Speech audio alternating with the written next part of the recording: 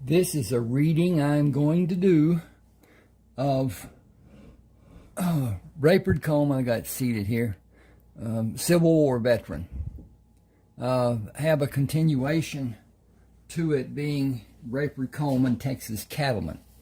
But it's done in two parts because this one has 116,000 words on it.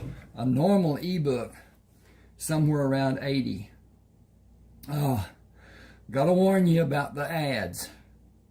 It's how YouTube makes money, somewhat.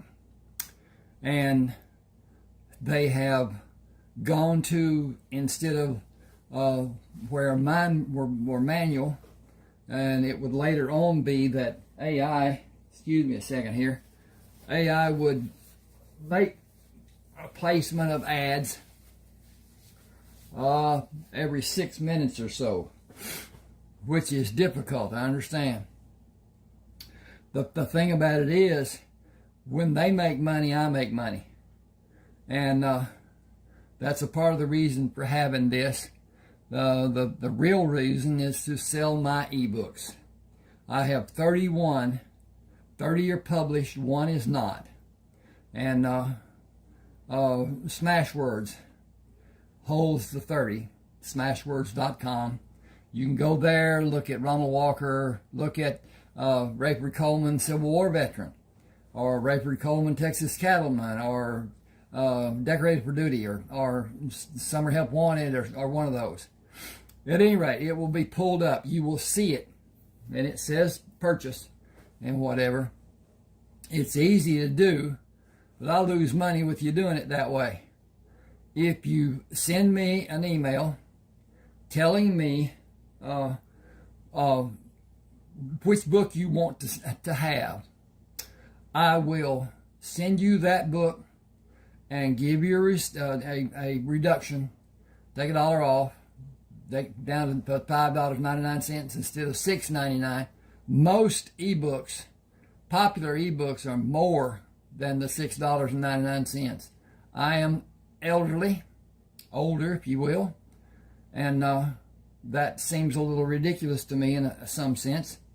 But at any rate, you can see my email here at the bottom of this cover representation, and tell me which one you want. I will send it in an email as an attachment. After I have the $5.99, you can use Zeal at your bank, and it's super easy. Just sign up for it, and it continues. It's just like writing a check, only you don't have to pay for it. And I understand most banks now are charging for printing checks, which I don't really understand because we used to get them and whatever. But anyway, please subscribe to my channel and hit the like button. That helps so much with the AI search that is done by YouTube. And it's one of those things. This is about Rayford Coleman, Civil War life and after. Also contains portions of Carlton Brisbane, which I wrote about Carlton Brisbane in Decorated for Duty. It goes on about his life. He was raised as a Quaker, and they are pacifist, and he was shunned by the community when he joined the army to protect his fellow man, and he felt it his duty. We all do, I guess, to some degree. I was in the Navy. At any rate, do hit that like button. Subscribe and hit the like button. Your subscription does not have anything to do with your computer. It is only on YouTube page. And it doesn't bother, it doesn't slow down, there's no problem as far as the subscription goes. You can have thousands of subscriptions, and it will not slow anything. At any rate, if I think about anything going on through this, I will talk about it. There were, with this, I took a little license. There were men, let's back up here a minute. The supplies that the Confederates had were always diminished. They were never what they really needed. and sometimes didn't get anything, whatever. At any rate, toward the end of the war, the conflict, the Confederates didn't have enough powder to load their guns, and they were mostly flintlocks, mostly get as much harm to you as you might do to somebody you're trying to shoot. Burn your hand, burn your face, whatever. The old gunners for the Navy were all burnt because they were near where the firing was going on, and when the flame and whatever came out of that fuse hole, when it blew up, they caught part of it. And so they looked burnt, and they were. At any rate, I'm going to start here. This is chapter 1. It's going to be lengthy because that's what people have asked for. They want to be able to stand and prepare food, wash dishes, do whatever they're doing, and work on the car, whatever, and listen to it being read. So here it is, but they want longer. I've been doing 35, 40 minutes or whatever because YouTube has a restriction on length of videos to some degree, but I don't know what they are and don't have a way to find out. Hold on to it. Whatever. This is starting near the end of the conflict, as General Grant called it. At any rate, here we go. Charge, came the order from Major Collier. Carlton Brisbane held his position. Wait. Not everyone goes in the first wave. Hold your position to the count of 10 and do as we were ordered. Do what we practiced and run in a bent position and do a belly flop on the ground when you're close enough to engage. Be a small target and bring your wrath down on the Confederate line. If you raise your rifle into the air to reload, you will tell the Rebs where your position is. Load your rifle with it flat on the ground or as close to the ground as you can manage. Do not raise it up and do not raise your head until you are ready to fire. I'm going to change this. Give me a second here. That'd be a better thing not to do. Where is this? Aha, there it is. Okay. Up is extraneous. So I'm going to... Okay, go back. Do not raise it and do not raise your head until you are ready to fire. Find the target with your left cheek on the ground and use your right eye to look for your next target. Breathe. Okay. I'm going to save this. Just a second. And done. Okay. I'm going to interject here. This was Rayford's method of fighting. Indian style, they called it. And it was not done as is most encounters. They stand, and sometimes they move toward each other, which is insane in my way of looking at it. But anyway, our army during the wars that I was familiar with did practically the same thing, but not so much in Vietnam when it became guerrilla warfare that they were fighting, so they became guerrilla warfare anticipationers, and they had a whole lot less people killed that way. It's a shame that we spend so much money, so much effort on finding ways to kill another human being. But that's how it is anyway. Right now we have a conflict with Iran because they are close to making a nuclear bomb. And they are a rogue generation. The whole purpose is to kill non-believers. And it's one of those things. At any rate, where I am. Load your rifle with it flat on the ground or as close to the ground as you can manage. Do not raise it and do not raise your head until you're ready to fire. Find the target with your left cheek on the ground and use your right eye to look for your next target. Breathe in to fill your lungs and raise your rifle to sight it on the target and let part of the air out of your lungs. Hold it and steady the tip end of the rifle while you keep it in line on the target and slowly squeeze the trigger. Let the rifle do the work. Keep your nerve and execute your duty like your life depends on it. Keep your head down and stay small, and you may live to see the end of this day. Stay on the ground until you know it is safe to do anything else. But don't get up right away. Wait to be certain it is safe to move and you cannot see a target to shoot or have someone shoot at you. Men have been killed by men they thought were dead. Think about what you're doing and wrangle your body around to be able to roll away from the battle line to stay out of sight of anyone waiting to have a better shot at you. Roll until you are out of range of their guns.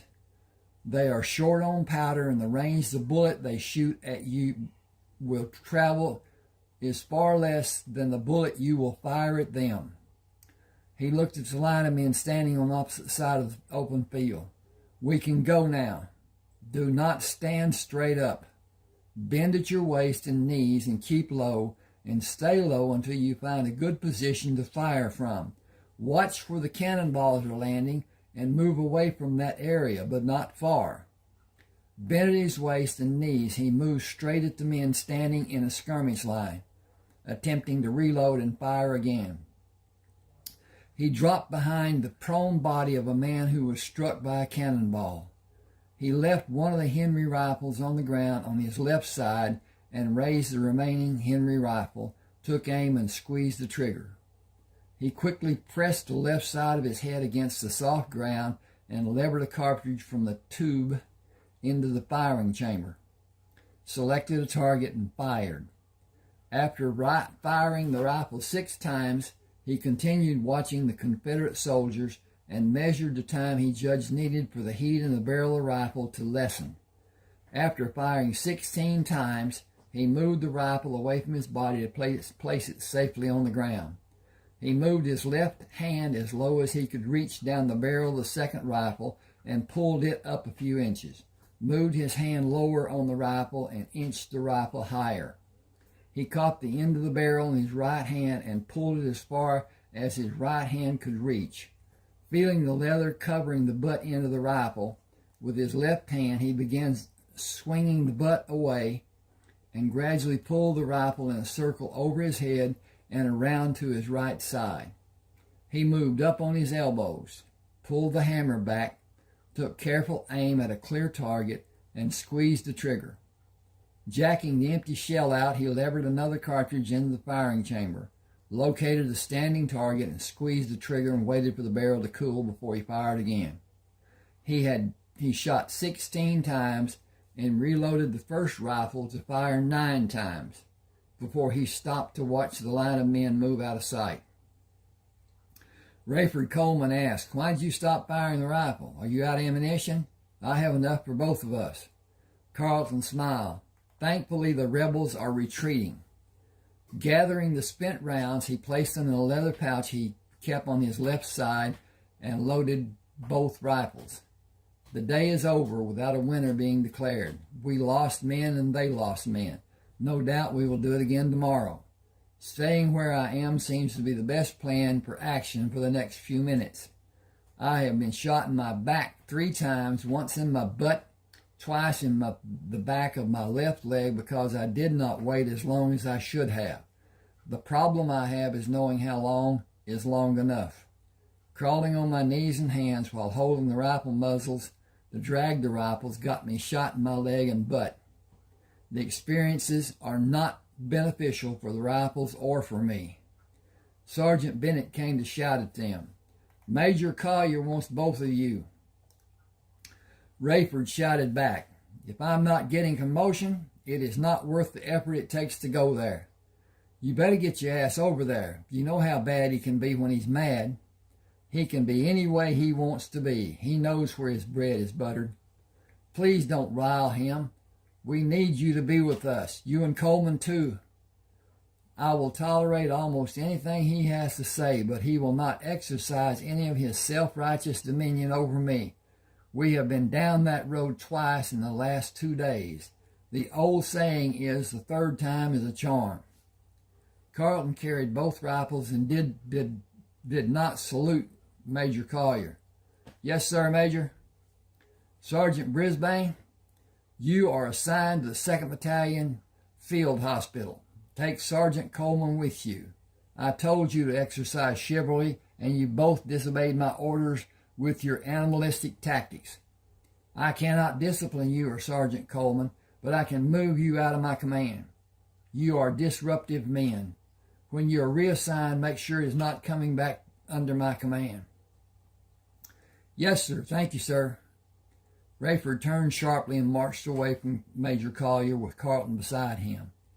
I intend to use the tactics I've been using, and no one will get me killed by having me stand as a target to be shot. General McClellan was as bad as every officer we had commanded us. Wait a minute. General McClellan was as bad as every officer we had command us. So sure, that could not be commanded. Who? Possibly. Okay. War is not gentlemanly. It is not courteous or chivalrous. It is stupid for anyone to believe. That is stupid for anyone to believe. Carlton remained grim. What is even more stupid is working under a doctor in another field hospital. I will not accept being assigned as Major Collier ordered. I am going to see General Grant. Get your gear, find him out, and come with me. This day will be an awakening or a disaster, according to what General Grant wants it to be. If he offers a drink, take it and wait to follow what he does. It will be a test. Do as he does, and the verdict of the test will be in your favor. I think I need a comma there. Let's see what it says. It says, no, do as he do. Oh, they stopped when 2 soldiers blocked the road. What is your business, Sergeant? Administration duties for General Grant. He is in the big tent in the center of the camp. The soldiers watched Carlton and Rayford ride toward the encampment. You did not follow instructions. I know those men, Sergeant Brisbane and Sergeant Coleman. What are they that you would disobey orders? Decorated men looking for a sit-down with General Grant. Are you brave enough to ask to see him? I am not brave enough to do more than salute and keep my eyes front and center when I meet him or anyone on his staff. That position may serve you well. They will be welcomed to his tent and probably enjoy a private meal with the general. We will be standing duty and wondering what kind of weather we're going to see. 2 soldiers took the horses when Carlton and Rayford stopped at the right side of the tent. I do not know how long we will be here. After a few minutes, let them drink. I'll tell you if you need to do more with them. Yes, sir, Sergeant Brisbane. General Grant knows you are here. You can go inside, sir. Thank you. Rayford, we are next in line. I hope it's a party and not a hanging. General Grant sat behind a large desk. Why would it be a hanging, Sergeant Coleman? Disobeying orders, sir. I countermanded the orders. Okay, let's make them those orders. Oh, S. Oh, we did that. Now let's just hit this little button right up here, and hit this little button right down here, and hit this little button right there, and hit that little button right there, and it's saved and download. Oh, I countermanded those orders. You are both advanced to the rank of lieutenant. You both received accommodations for services rendered. You are subsequently assigned to Colonel Jacobson under Major Nilsson. You will train the troops in any manner you wish to have them learn. You will not face opposition from Major Nilsson, and certainly not from Colonel Jacobson. Draw proper uniforms and new firearms and ammunition from the quartermaster. First, honor me by having a glass of wine. I will invite you for dinner tonight. Only previous plans were made for me. I will send for you at another time. Carlton waited for him to pour 3 glasses. Will you permit us to wear what we have now? We will not have an occasion to use the new uniform, sir. You will when I send for you. Wear whatever you like until then. Train the men to use your tactics so they can train other men. What is the wound count for you, Lieutenant Brisbane? Going on 18, sir. If I had you stripped and counted the wounds, would I only find 18? No, sir. You're a valuable commodity and a first-class fighting man, but news of your death would give encouragement to the other side. It would become their rallying cry. I cannot allow that. I cannot order you to stay away from the battles and remain in relative safety with Major Nielsen as much as I would like to. I doubt that you would obey my order if I did. Our being a part of the fighting force is the only way this conflict will ever end. I wish you could tell me that you have done enough. Let me rephrase that because I think I read it wrong. I wish I could tell you that you have done enough, that you have sacrificed enough. I have no precedent to perform such an act. I can reward you for your service and sacrifice as the President has done before and did again today for both of you. Bottoms up and join Major Nielsen. Thank you, sir. No more wounds, either of you. Rayford shook his hand. That is easier said than done, sir. You have the rest of today to prepare the group of men, and you could stay with Major Nielsen until you have the men of that group prepared and sufficiently practiced before you begin the training of another group. You have no need to take the field. Carlton placed the empty glass on the desk. I would feel like a coward, sir. We will do both with preparations and actions. I had no illusions of what you will do. Get busy. I'll always have someone wanting something. That's how my day normally goes. These are your directives and consignment orders. I wish I had 1,000 men like you two. We can have 100 men trained in short order, sir. I have an order for rifles coming that have a greater range than what you have now. I will form special attachments of qualified men. I will need both of you to act as instructors for those men using the specially designed tactics which both of you favor. Carlton saluted. We should report, sir. We all have a part to play, lieutenants. Unlike my role, your roles are free of restraints. After leaving the general, Rayford opened the packet containing the orders. I get every ordnance I want. I want 25 repeating rifles. Can you get 20? Can you get 20? Hang on just a second. I need to check on my progress. And we're doing well, it seems. And I didn't turn that light off over there. Okay. Remember that General Grant said we have no restraints. We will see how many come in a case and make our selection based on case counts. We are two special units with General Grant authorizing our choices. We will each start with 12 men. We'll each have 2 new rifles and revolvers, and each of our 12 men will have the same number. Only officers are allowed to have Henry rifles. Will you feel more like an officer when you have the uniform to wear? Will you have very few occasions? Yeah. You will have, I got to get this up here so I can see it better, I guess. You will have very few occasions to wear it. Mount up and lead us to the quartermaster building. You can see it over the tents. Remember, we have no restrictions. We will need a wagon to carry all I want. We have no restrictions. A wagon, a team to pull it, rifles, pistols, ammunition, uniforms, belts, boots, hats, gloves, stockings, riding equipment, food, eating utensils, canteen, medical kits, surgical kits, and anything more we can find. We will have everything we want. Act the part and be assertive, determined, and aggressive.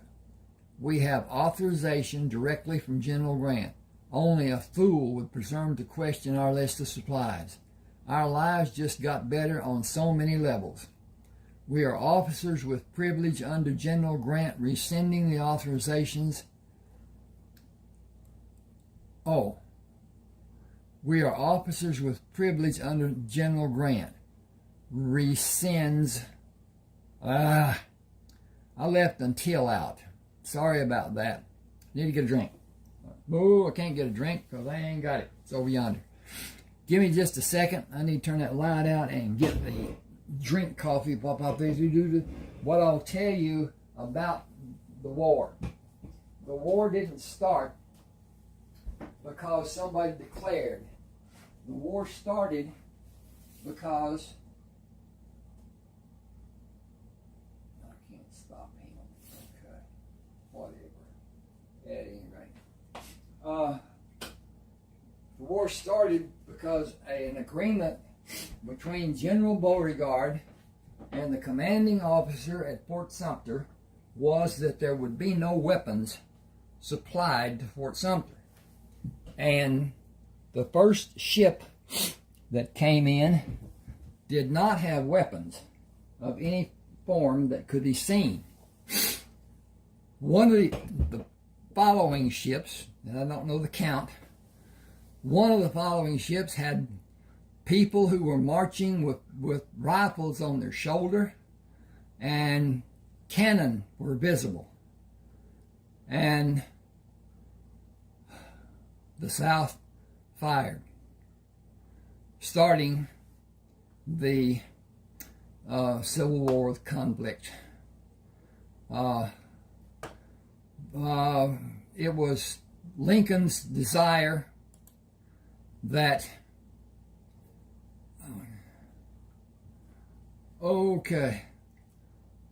that the South be industrialized like the North and build the economy. The South was a agricultural community and did not have manufacturing, and to a degree still doesn't have. To a degree it does, to a degree it doesn't. Not like up north. The steel mills and the other stuff that was being done back then, whatever. But at any rate, that's another thing to do. Okay, I'm going to start here again. Okay.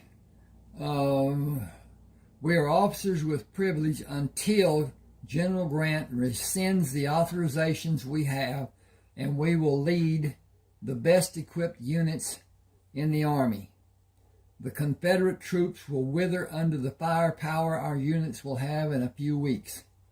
Given a month to instruct and train our men, and we will be forced to hunt for an opponent. The fighting will be done in regions far from where we are now. We will still be targets as we are enlisted men, as we were enlisted men. We will still fight, and we may be wounded or killed. The Rebs have no interest in our being privileged. We cannot wear anything shiny that may draw attention to our position. I will continue the actions warranted by experiences. Just a second, I need to get readjusted. I got the chair back too far. Don't have a microphone, just a telephone microphone, and it's insufficient to some degree. At any rate, fill your wagon while I have mine filled, and we will report to Major Nilsson. A soldier took the horses. I'll water them and tie them to the post. See Captain Gorman inside.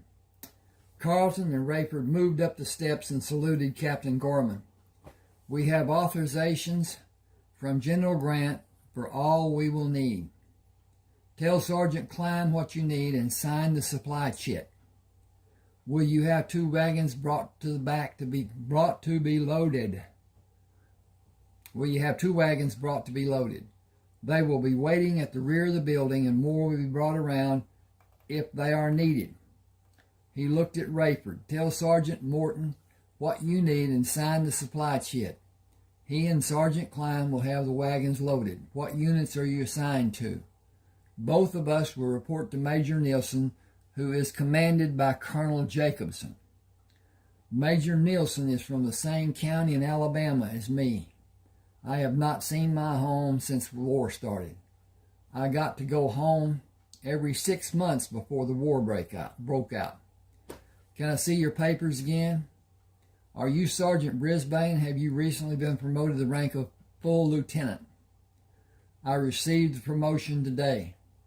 You saved my brother when another doctor said he was dying and to let him. William Gorman. Captain Gorman, I dressed his wounds and cared for him for more than a month. Is he still with McClellan? He died last year. I am sorry for your loss. He was a good man and a fine officer. Thank you. He waved his hand in the air. Sergeant Klein, Sergeant Morton, take care of the needs of these men. Everything they need will be loaded in wagons at the rear. Have them sign for the supplies. Orders from General Grant. What unit will we list? You can fill their request as ordered by General Grant. Do I need to say more?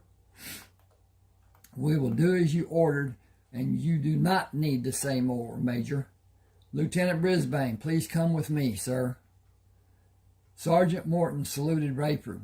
I'll be honored to help you, sir. Please follow me to the warehouse. Thank you, Sergeant. As they entered the warehouse, Sergeant Morton did a wide sweeping with his left hand. Where do I start? A new uniform? That will be suitable. Then about half of everything you have to offer. One wagon may not hold all it seems that you want. We were ordered by General Grant to train the men. We cannot do that without equipping and supplying them with what they need, and I cannot perform as I desire without the needed equipment and supplies. I will not change the order to fit into one wagon. You may see this to be taking inventory from your warehouse, but it is not yours or the United States Army property. It is supplies and equipment belonging to the men fighting this war. I can cause you to have a problem you will not easily live with if that is your choice.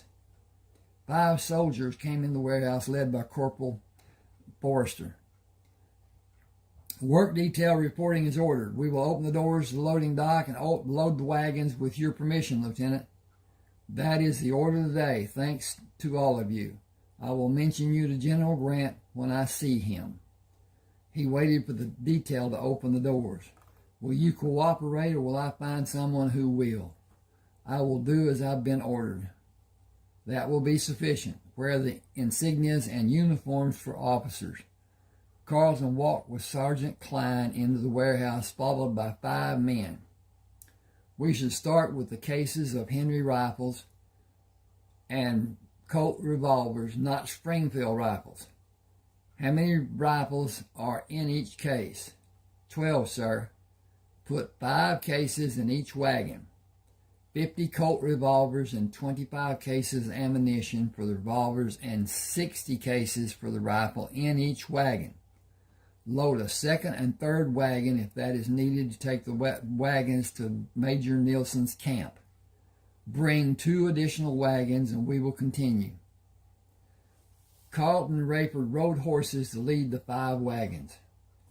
I am following the tracks made by the first set of wagons, as I am not certain where Major Nielsen is located. Captain Gorman told me his camp is 8 miles southwest of the main camp. We are tracking in that general direction. How did your experience fare? I heard part of your conversation before we came into the warehouse. Sergeant Morton was not happy with the prospect of losing a large amount of inventory. We came to a mutual understanding. It is always nice to have a good accord with people. His remembering that I will see General Grant sometime in the near future brought about a completely different attitude toward my needs. Rayford stood up in the stirrups. I think that could be just, don't need the up. Okay, let's do this. Ding, ding, ding. Rayford stood in the stirrups. I see the coverings of wagons. We should meet sentries in a few minutes. And that should have, it do. Coming to the crest of a hill, they looked down on a large camp and waved at two men guarding the perimeter of the camp. Easing back on the reins when they came to the guards, Carlton held up his hand to stop the wagons. "I am Lieutenant Brisbane, and this is Lieutenant Coleman. Major Nelson is in the tent with the flag. Report to him, sir."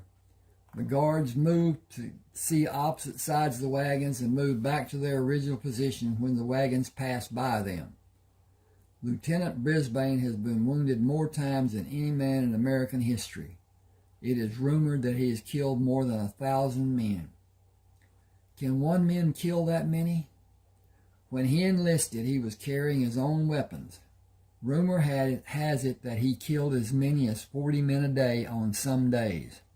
With all the battles that have happened, it is not beyond reason for him to have killed that many and many more over the last 3 years. It has been said that tomorrow we will face the best soldiers the Confederacy has. That's the reason General Grant sent so many soldiers to help. The first 6 wagons that come in were loaded with rifles and ammunition. Lord only knows what's in the last 5. The top coverings were lashed down, the rear opening was drawn shut. The teams pulling the wagons were unhitched when the wagons were parked beside the other wagons in an open area west of the camp. Carlton dismounted and gave the reins to the soldier. "Give him water and feed. I believe we will not need our mounts for some time." He looked inside the tent and saluted Major Nelson. "Lieutenant Brisbane reporting for duty, sir." "Come in. Bring Lieutenant Coleman with you. I had a message from General Grant. You and Lieutenant Coleman will instruct our most accurate riflemen in new tactics, such as the American Indians of the Southwest developed." "That is true, sir, to a small degree." "The men are assembled at the wagons. Will you be able to properly indoctrinate them before the evening meal is served?"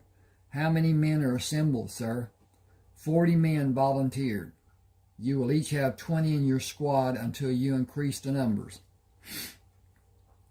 We brought 120 Henry rifles. More rifles will be needed, but ammunition for the different weapons being used by this complement of men requires separate storage for each caliber. Tomorrow will be a challenge for both sides. A major loss for the South will be turning point. I'm going to put something here. Just give me a second. Let's see where we are. Hang on with me just a second. And there's that. Hit that button. Go down here.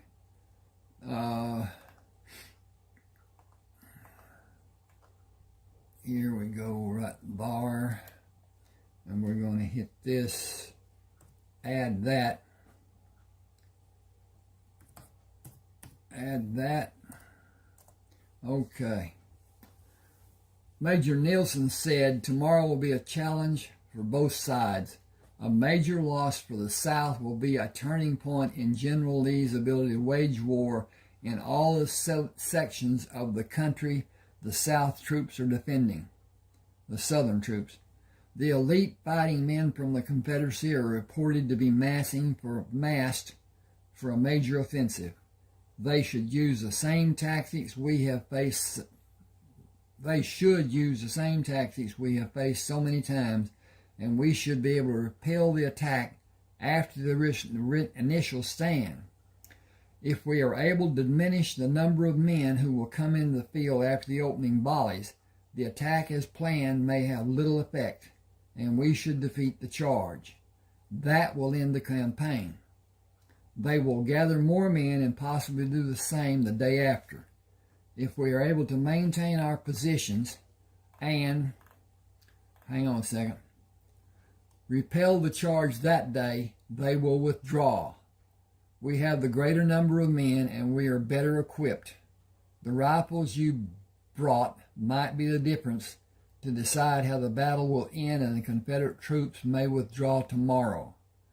I was concerned before both of you came with the wagon loads of ordnance. I am confident we will be victorious with your help. See to your duties and come for dinner and a poker game. Colonel Jacobson will be there. Here. Should be there. I'm going to make that there. Just for clarity. And his insistence is the reason you are here. It is my fervent hope that the outcome tomorrow will be a turning point in this conflict. Thank you, sir. By your leave. Do your best and come back with great news about the abilities of the men. I wish we had more time to train them, sir. I have the same wish. Wish for the men to understand your instructions and be able to act as you have done to prove the tactics to be successful. Actions are the only answers now. Tomorrow until this horrible war is ended. Hang on just a second. I'm going to do some stuff over here. Be with you in just a second.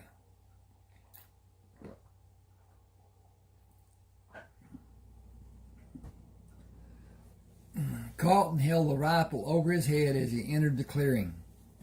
Formed 2 sets of ranks of 5 men, 4 deep.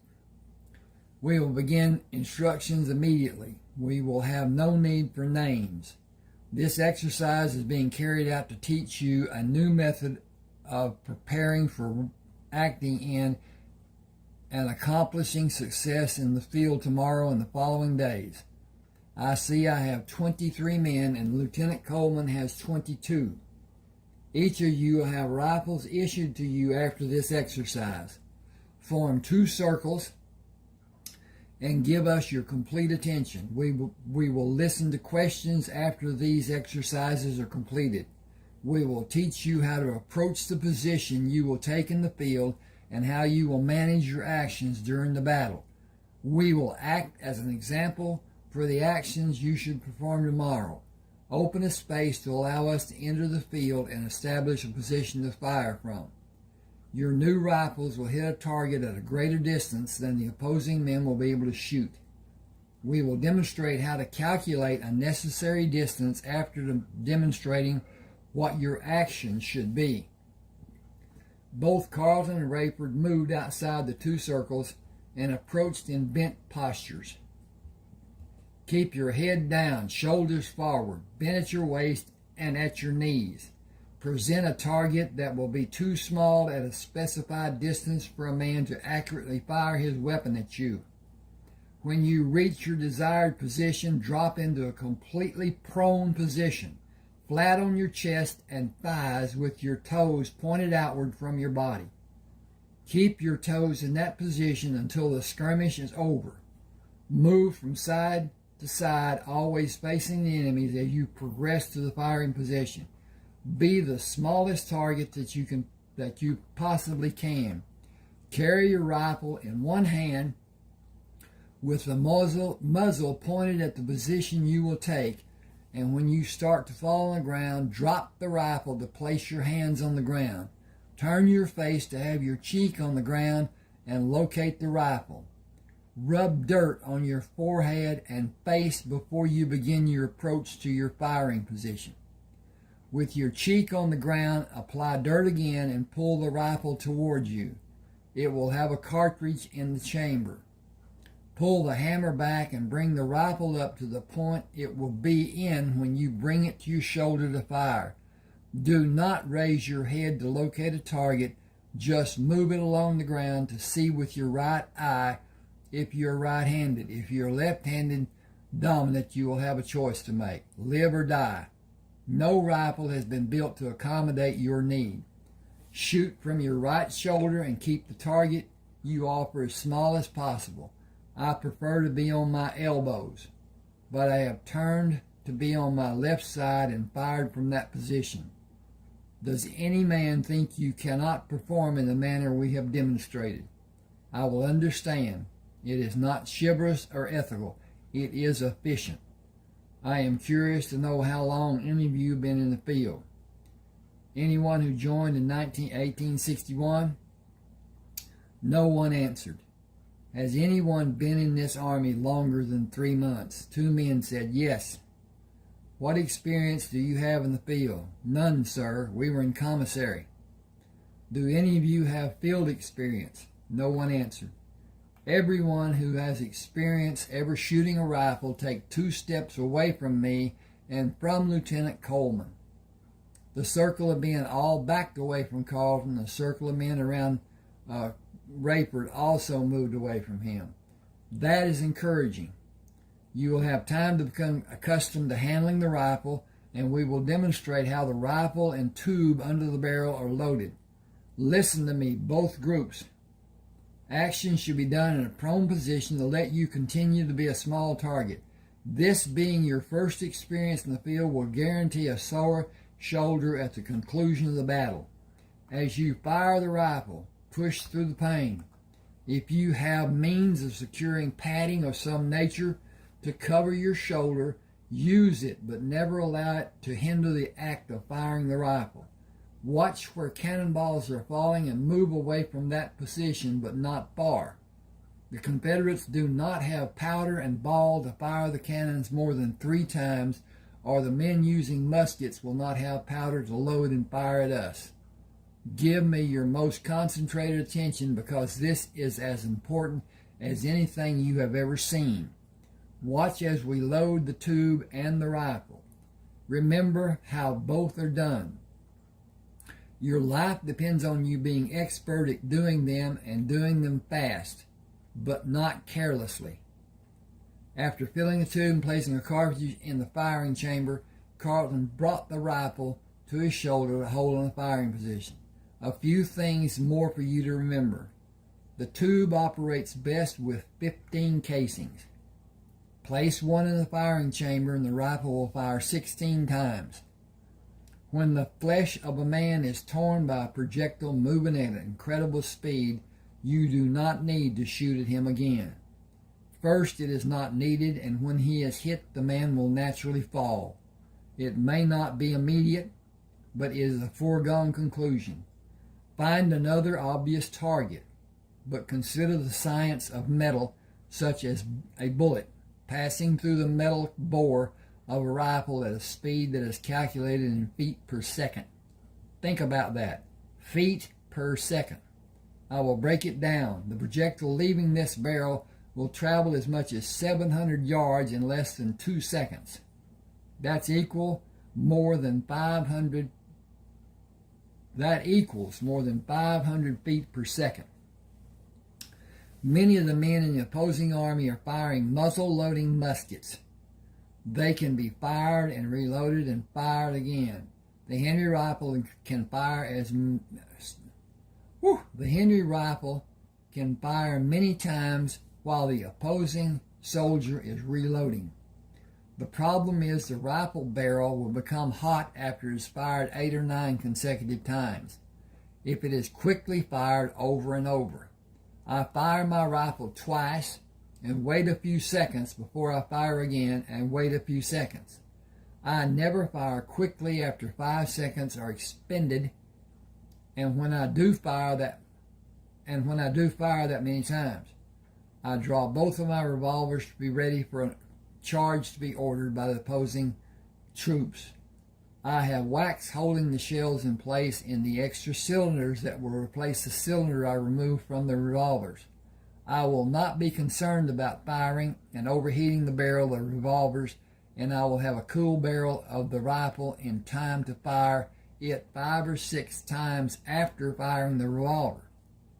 Then I have a second rifle and a second revolver.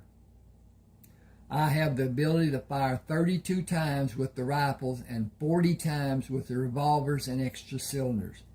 In 3 years of war, I have never found that it needed to be done.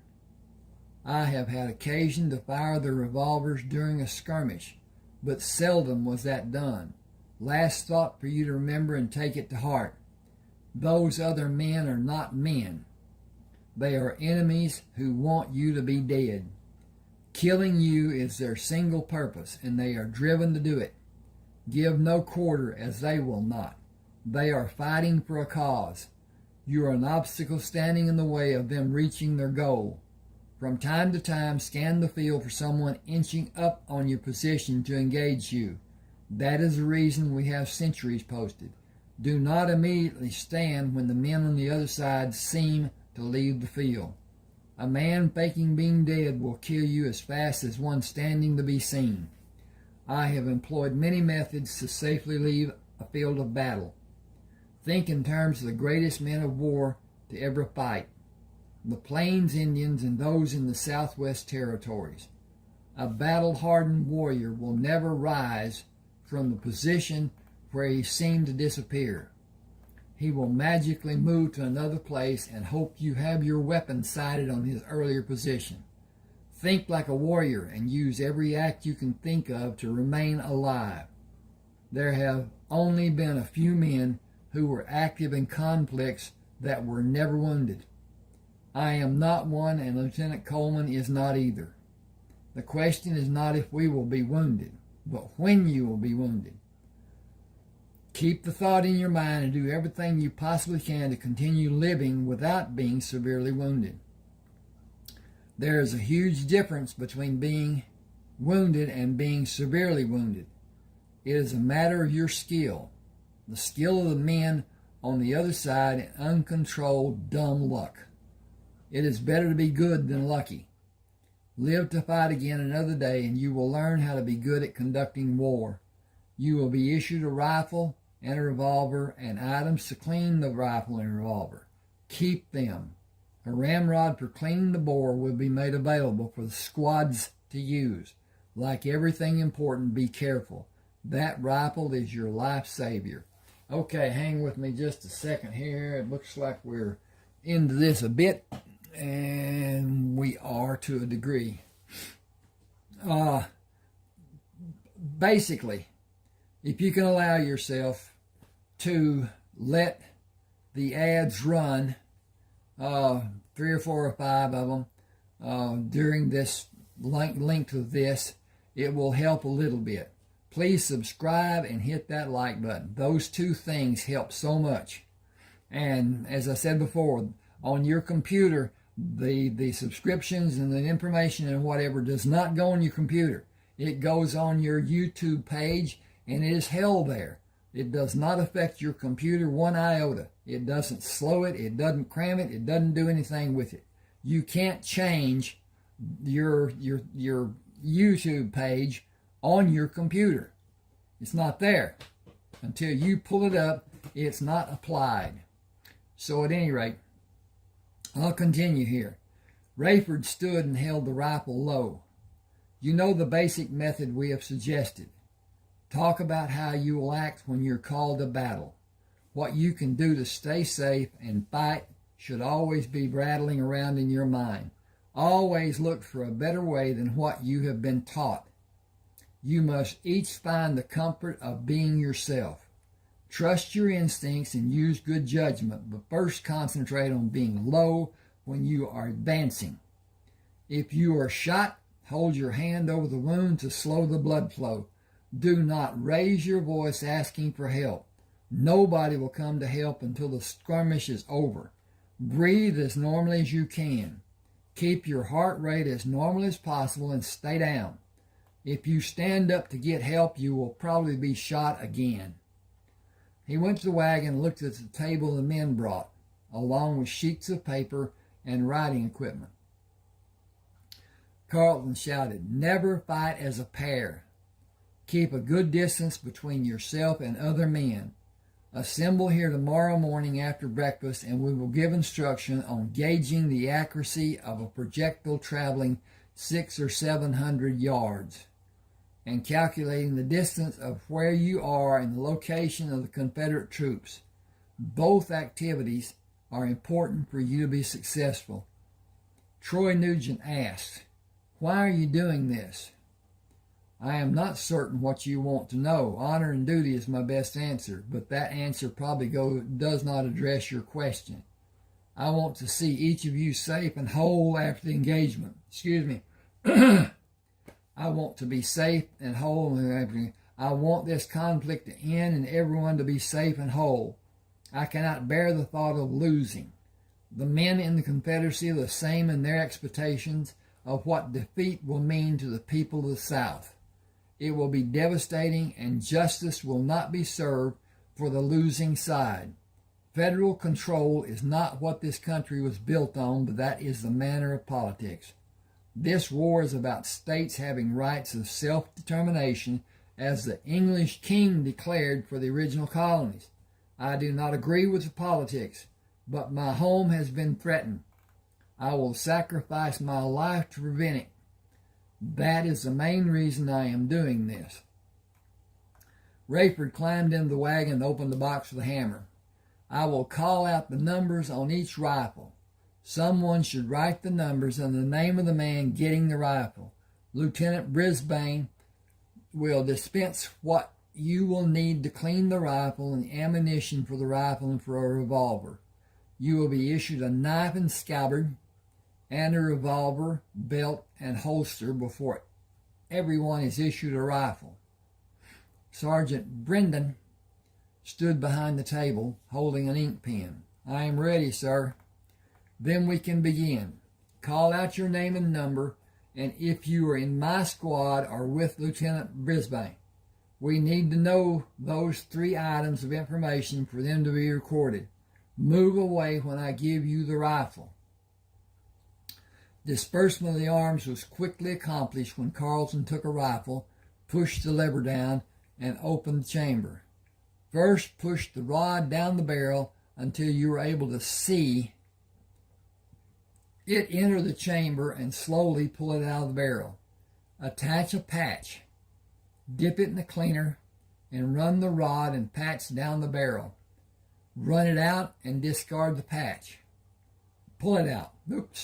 Pull it out and discard the patch. Attach another patch and dip it in the cleaner. Run it down the barrel and pull it out. If the patch is relatively clean, run the rod into the muzzle and begin twisting the rod as you push it down until you can see it in the chamber, and remove it from the rod. Attach a clean patch and reverse the process by slowly pulling the rod up and twist it until it leaves the muzzle. Clean the excessive lubricant from the body of the rifle and the barrel until you are satisfied. This is the single piece of equipment you will have that can save your life. Be absolutely satisfied that you have it in peak operating condition when you take it into a skirmish. Will you be able to show the next man how to clean his rifle while you finish cleaning your rifle? Yes, sir. 6 soldiers came from different locations around the wagon.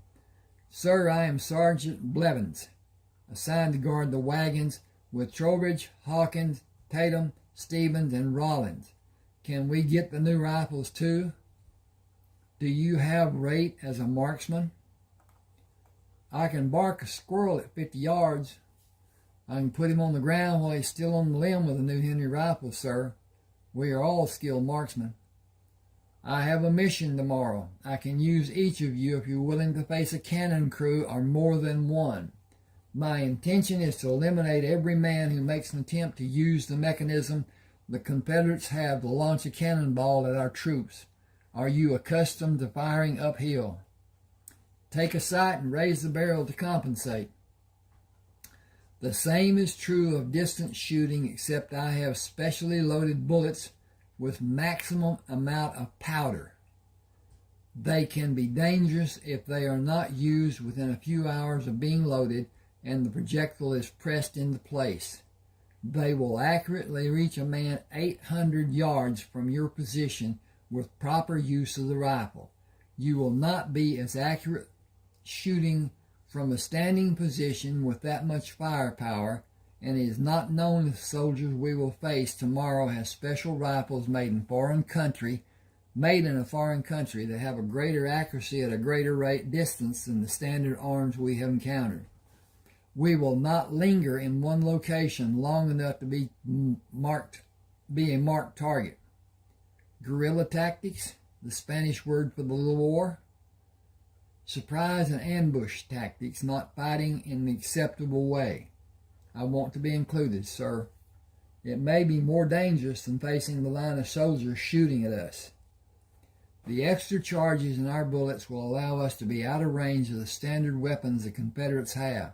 I doubt that they will have a long-range weapon because Europe has promised they will not become involved in this conflict. The French promised General Lee that they would give the South support, and all the prominent countries voiced their opposition to it being done. The French would contend with the American Navy, and I believe that would be a catastrophe for them. Did you watch the performance Lieutenant Coleman and I enacted about staying low when we approached the firing position to engage the Confederate Army? I believe we are aware of the intention. Excuse me a minute. Oh, I've got to check on this thing. And we are about halfway finished.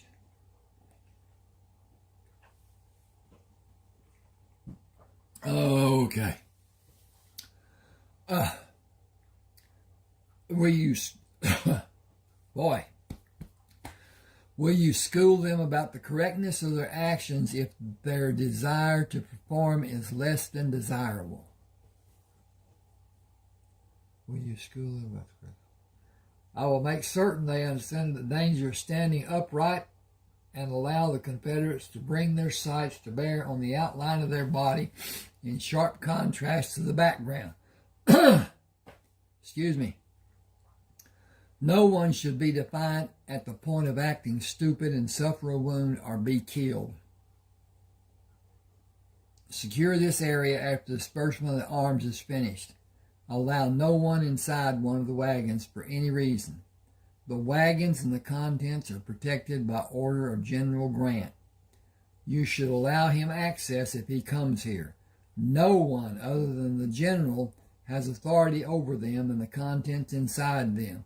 Please pass that information on to your relief. Instruct and drill the men until you're satisfied or until darkness prohibits more being done. I will, thank you, sir. Rayford found Coleman arranging the articles the horses would carry to the tents they were assigned. It seems you have the situation well in hand. This is the most difficult activity we will endure during this conflict. It is always a matter of placing something in a different location or elevation than the original position, while the horse patiently waits for the ordeal to be completed. How well versed are you in the card game called poker? Fair. Colonel Jacobson imagined that he is one of the best, and he likes to play pot limit or no limit. He will bet large amounts to make you withdraw if he thinks he detects your weakness. He will often use a smaller bet to allow later increases to the pot size when he believes he will win. With success, he will become obsessed with breaking us. He is not a friendly poker player. Should we take longer to finish the meal? It would only extend the night and diminish the time we have to sleep. The only answer is to beat him or claim to have nothing left for him to take. I like the thought of taking his money. That is what we should try to do after we store our belongings. Rayford gave the soldiers the reins to the horse Carleton rode earlier. Our saddles and bridles are marked. Come with me to Major Nelson's tent. Stay to see if he will need his horse tomorrow morning. He asked for his mount to be delivered after sunrise. We will have an early start and be in the field ready for the Confederate troops to assemble. I believe the noonday sun will see the battle occur when the Confederate troops routed along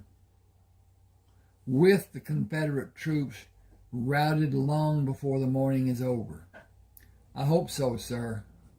Rayford stepped down and gave the reins to the soldier.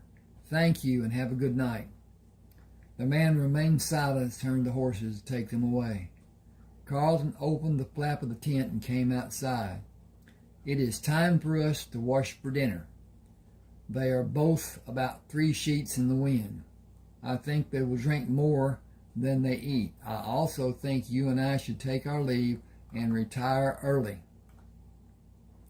They may not feel we should.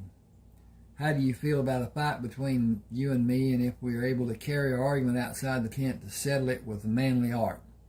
They may not be able to stand and follow us, and we can slip away into the night. Keep a bottle close by to enhance their coffee if they drink coffee.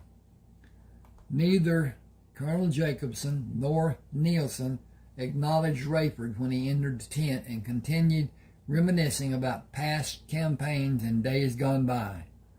They continued their pretentious conversation when the meal was served.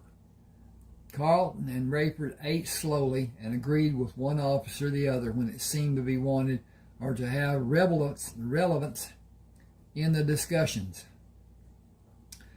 When the colonel and major grew quiet, Rayford tapped Carlton on his leg. "Help me take the colonel to the cot before we move the major to his cot. I believe this evening has reached a conclusion for two high-ranking officers. We have time to prepare rounds of ammunition to meet the destruction a special group of Confederate soldiers have planned for us tomorrow.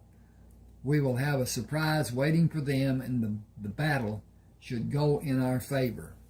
Okay, again, I'm going to check on my progress and tell you that was chapter 1. Now, this is chapter 2. In case and whatever, please subscribe to my channel. Hit the like button. Those 2 acts do a lot to help me, and it helps YouTube see that my channel is more relevant through AI. And AI is what we're going to deal with in the coming years. Okay, chapter 2. Carlton and Rayford, dressed in pants and boots, went out to the wash basin to do a wake-up slosh of cold water, finished dressing, strapped the gun belts on, took the rifles, and went to meet the men in the clearing. Carlton met Sergeant Blevins, Tatum, Hawkins, Trowbridge, Stevens, Rollins, and had the other men gather around him in close circles to instruct them. "I will position the other men and take you to a location I believe will give us a surprise advantage over the Confederate cannon crews. Lieutenant Coleman will position the men in his squad and find what he believes will give him and 8 men the same advantage that I believe we will have. The Confederates will bring the cannons first, and their attention will be on having the cannon placed to have the greatest effect. I have experienced the selections the Confederates make so many times that I can place us within a few yards of having the best field of fire on the cannon crew members. Old habits will get you killed. Being unpredictable may save your life. These arranged battles are completely predictable.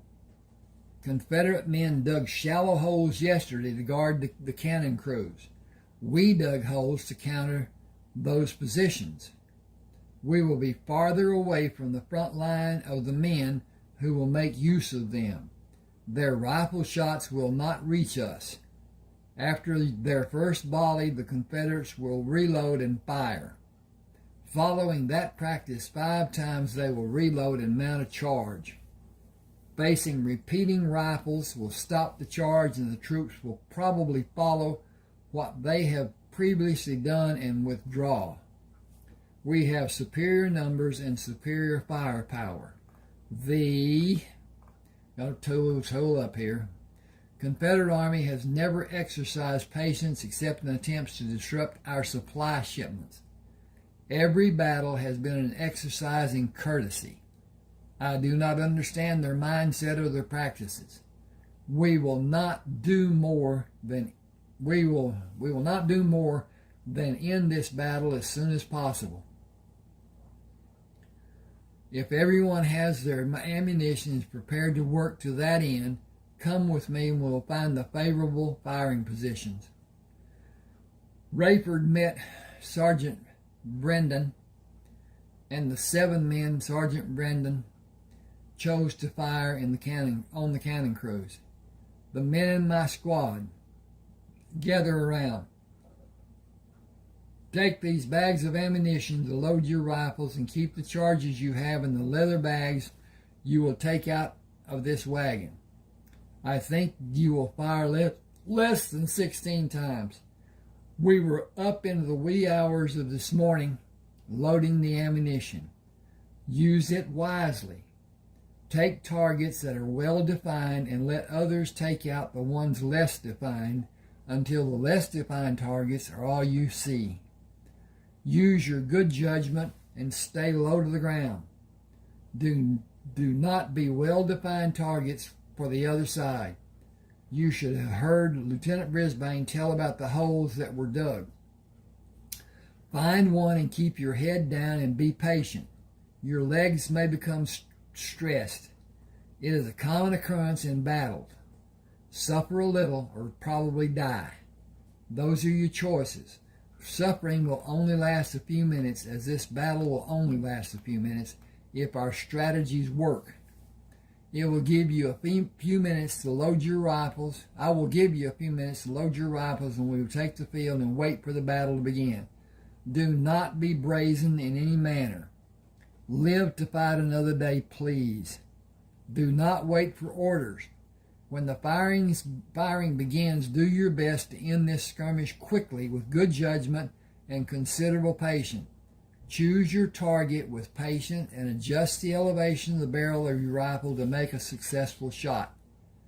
Discretion will come to the wiser veterans in the Confederacy, and their troops will withdraw. Do not move to stand immediately. Wait for the call of all clear. Even if you are wounded, do not stand for any reason.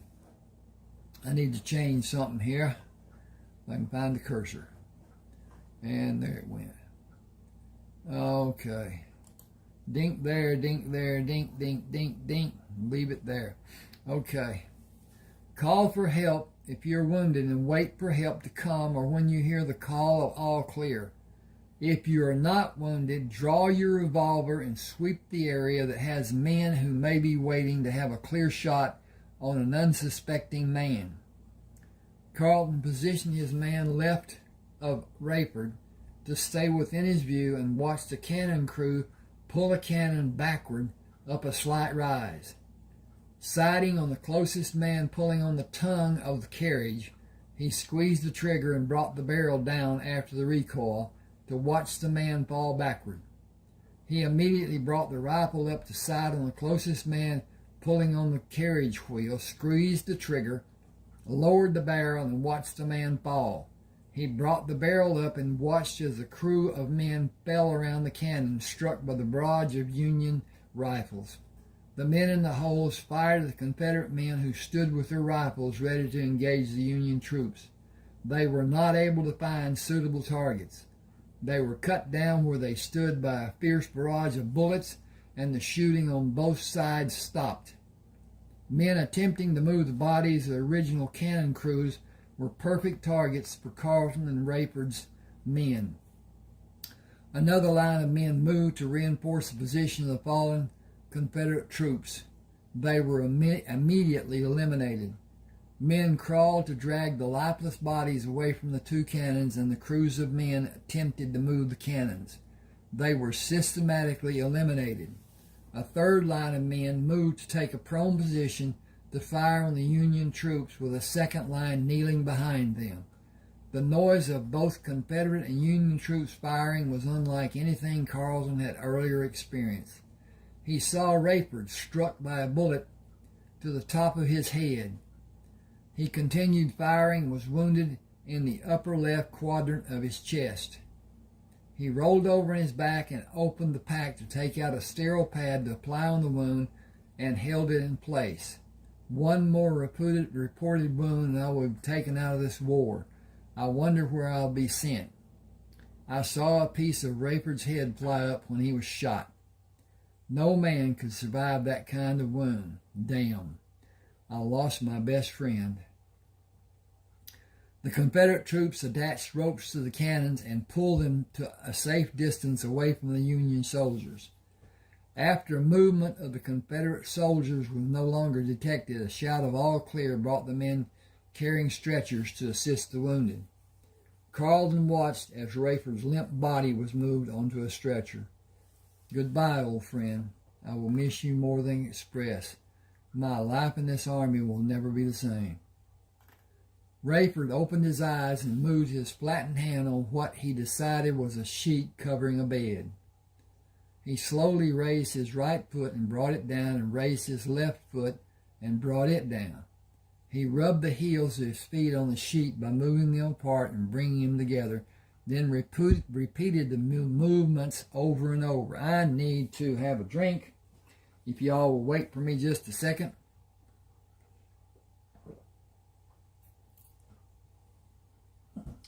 Okay.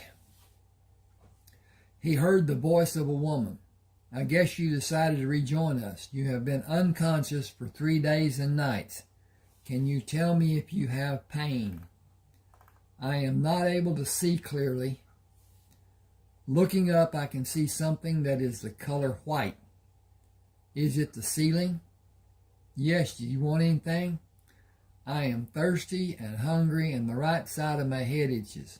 Are my arms tied? You have restraints. You removed the gloves, and the nurse who was sitting with you placed the restraints on your wrist. You have an open head wound that should not be touched.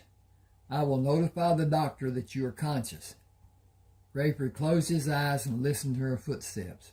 She must be a heavy woman, judging by the sound she makes walking.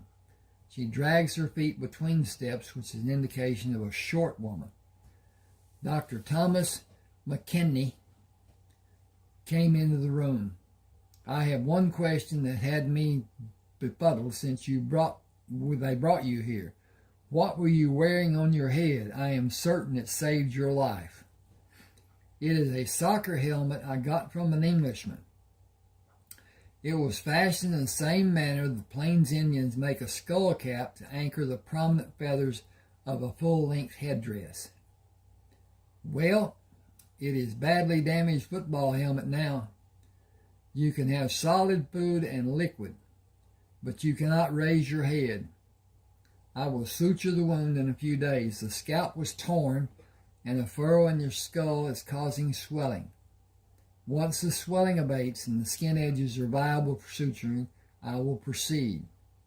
You have restraints that can be removed until you feel you will be able to sleep.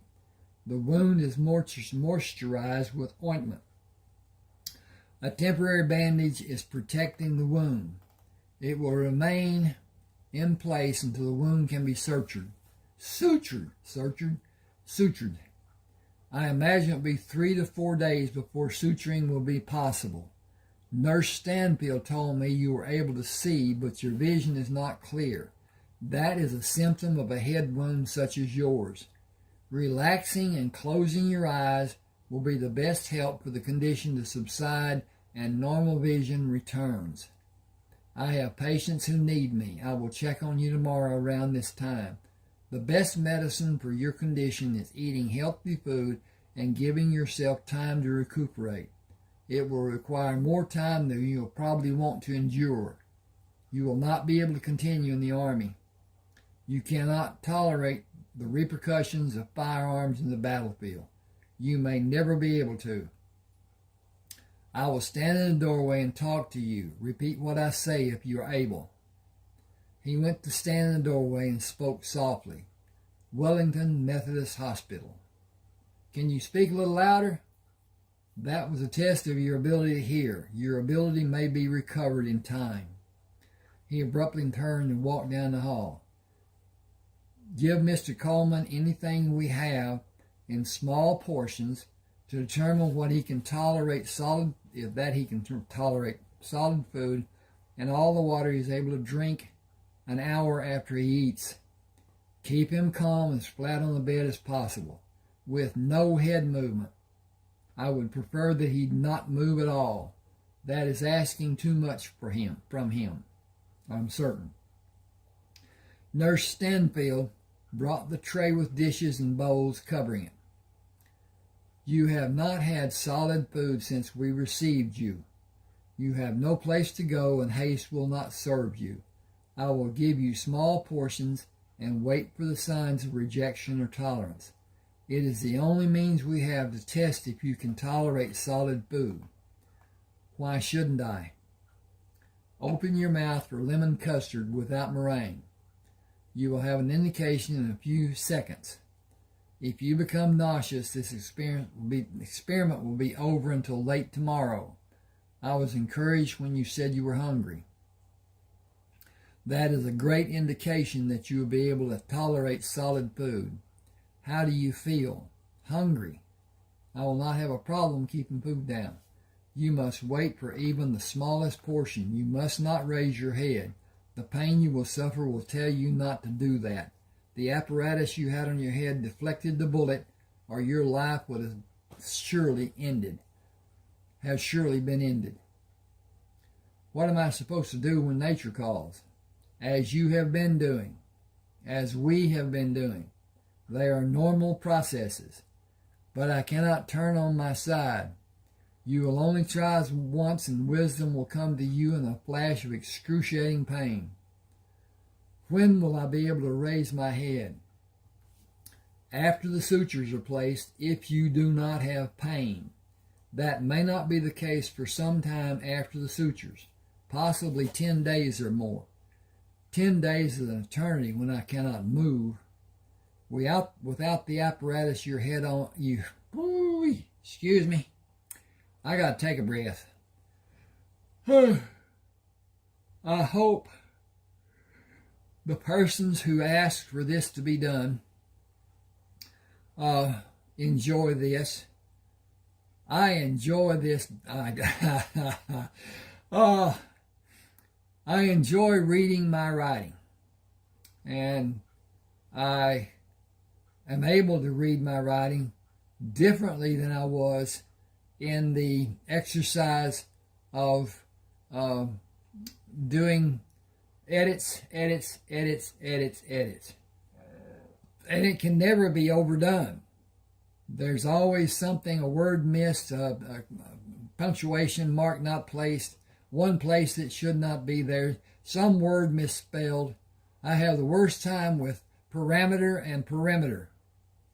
And the English language is so much just not... at any rate. Okay.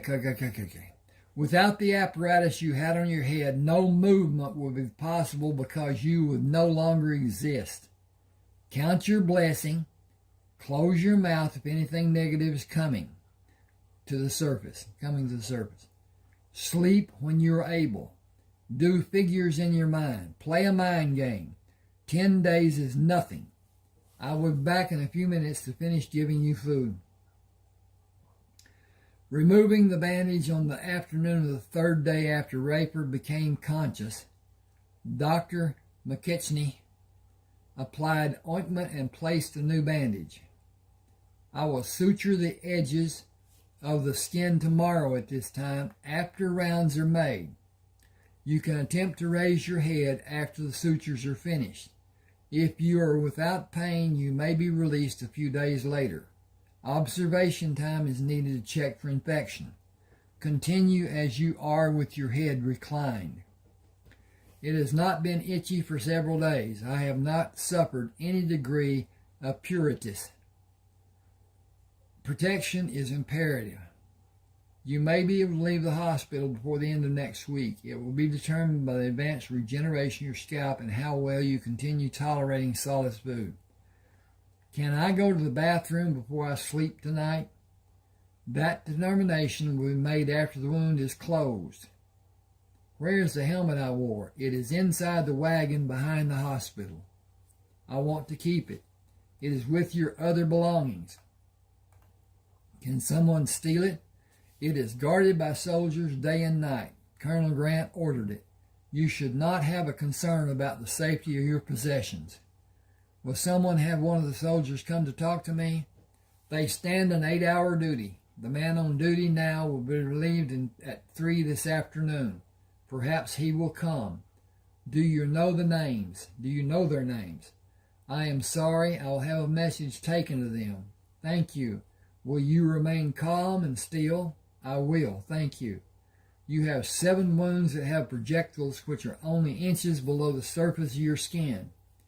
They may cause problems later in your life. I will remove them if you authorize it to be done. Where do I need to sign? Your verbal permission is all that is needed. I will do the evacuations when you are able to turn on your sides on a table and when you're able to sleep lying on your chest. I sleep equally well on my back or front. I really have no preference. Give me a minute. I will attempt to perform 4 surgeries the first day and 3 others 2 or 3 days later. Other than the fact that I was shot, what happened to me?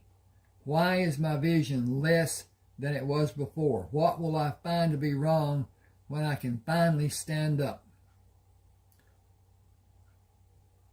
You will find that you are not able to maintain your balance. You suffered the trauma of being shot. Your equilibrium has been adversely affected, and you will have dizzy spells until your body decides to allow the trauma to dissipate. Dizziness is a term used to describe a range of sensations, such as feeling faint, woozy, weak, or unsteady. Dizziness that creates the false sense that you or your surroundings are spinning or moving is called vertigo. You will find that you have a vast range of problems that your body will attempt to produce a compensation in one form or another. I will not attempt to pretend I know when the process will be completed and you will return to whatever you called normal before you were shot. It is a mystery that has no absolute finality. You may never reach the state you developed through your growth years. You may find you have improvements in certain skills where you were previously deficient or completely lacking in before being wounded.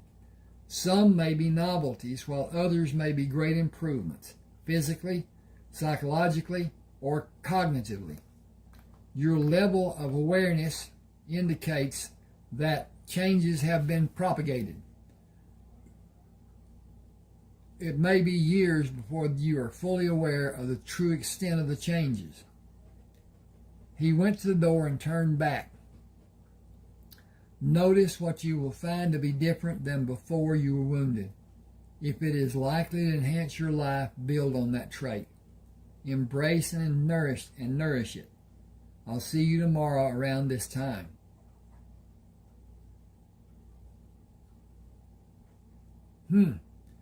Got a noise somewhere.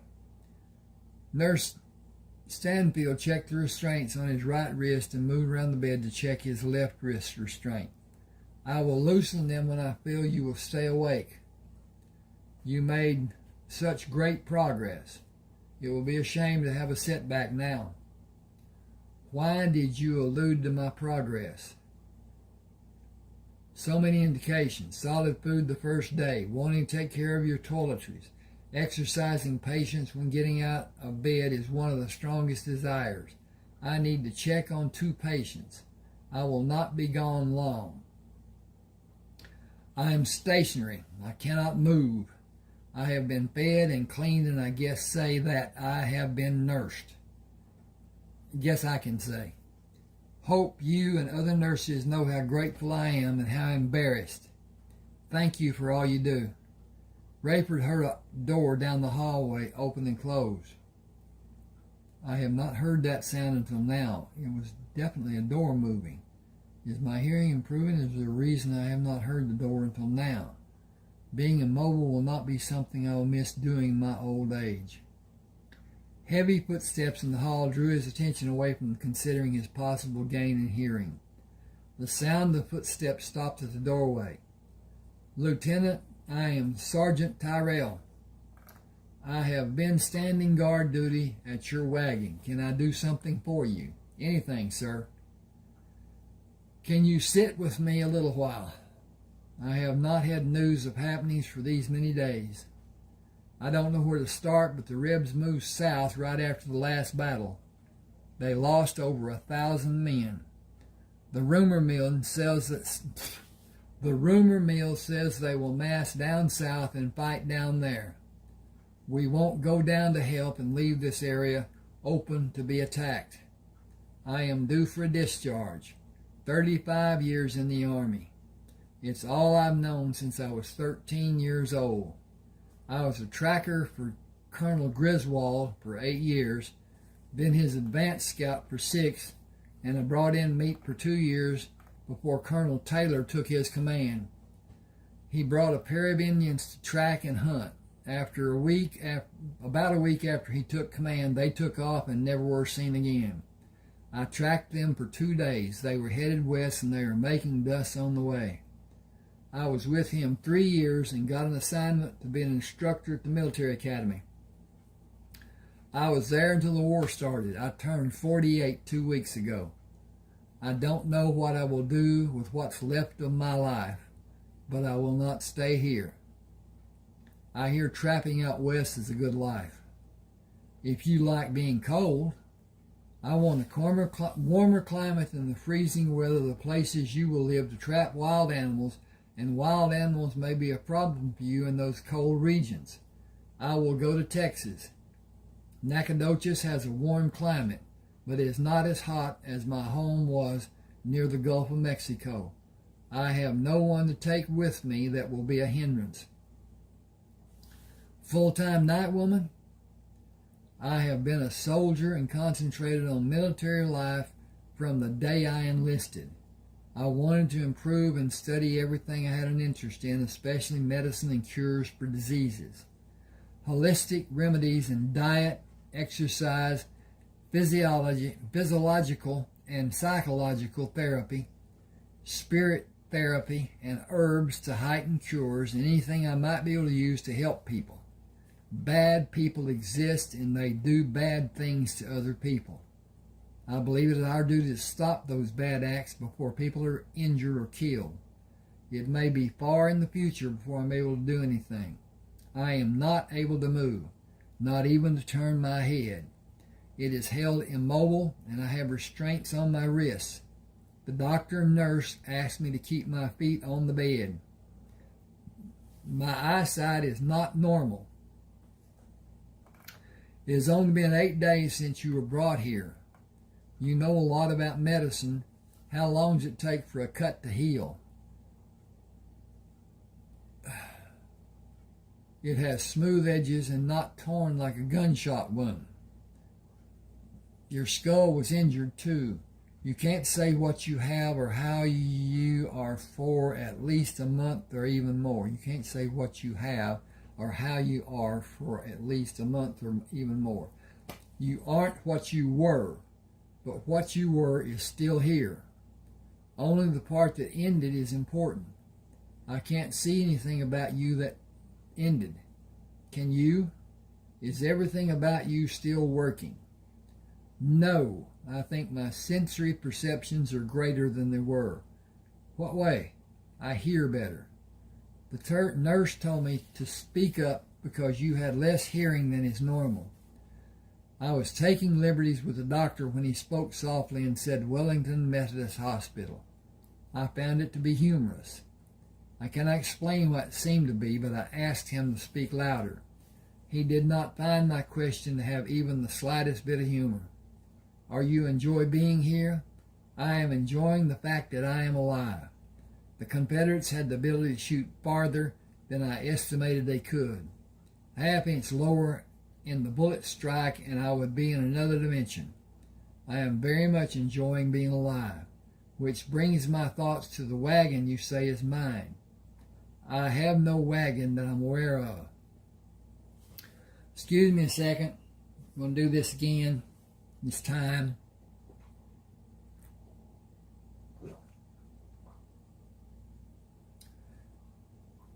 Okay, then the man speaking. General Grant had us bring it to the hospital. Following the ambulance that brought you here.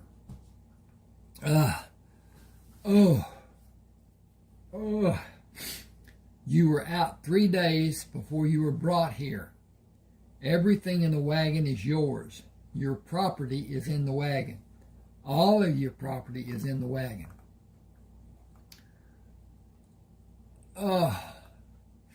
That is a surprise. I have no recollection of having property. I don't know. No one is allowed in the wagon. We have written orders from General Grant to protect it with our lives. He placed his hand on the bed and leaned closer to Rayford. I better go. Albers will be wondering where I am. None of us sleep during the daylight hours. How many men are with you? Joseph Albers, Henry Clarendon, Clyde Oliver, and me. We are all due to retire, and we can't go back to our homes. We joined the wrong side. I cannot understand that reasoning. The South didn't have an army before for me to join. We didn't have a part in the war being started. Politics did, and greed from the North. This war is nearing an end. Every battle we're in, the Confederates lose. They are growing shorter on men every day. Their supplies are almost non-existent, and they are fighting in too many different areas with too few capable men.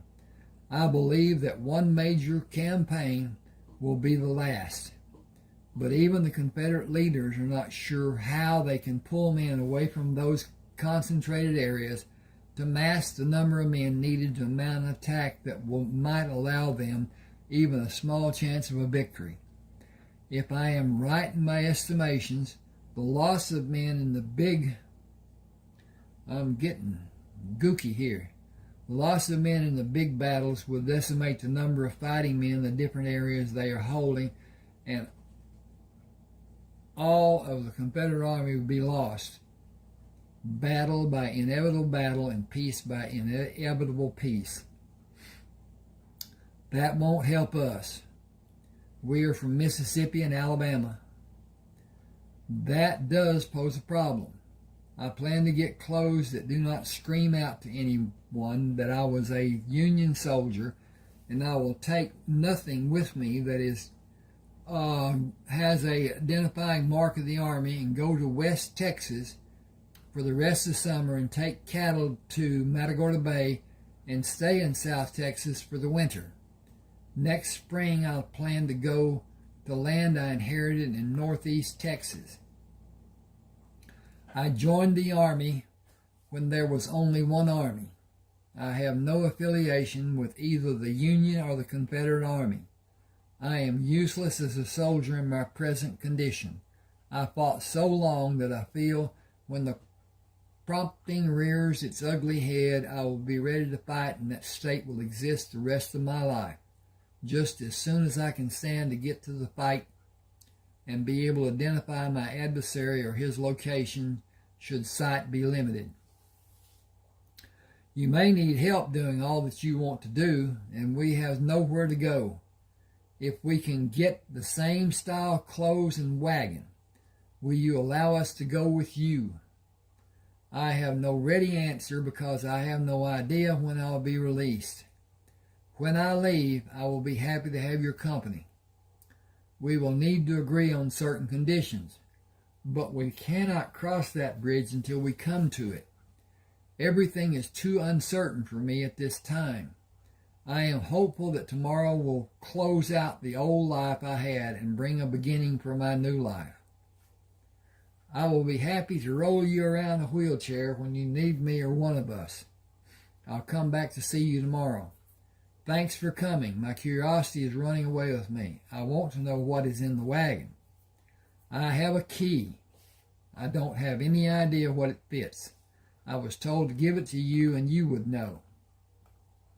I have no recollection of what a key might fit. That may not be the case once I am up and able to move around. I know I'll enjoy being in the sunlight, but I have no idea about when that may happen. Excuse me just a second. And, okay. All right, here's a break. Nurse Stanfield spooned a serving of scrambled eggs into Rayford's mouth. Breakfast will be your only meal before the sutures are done late this afternoon.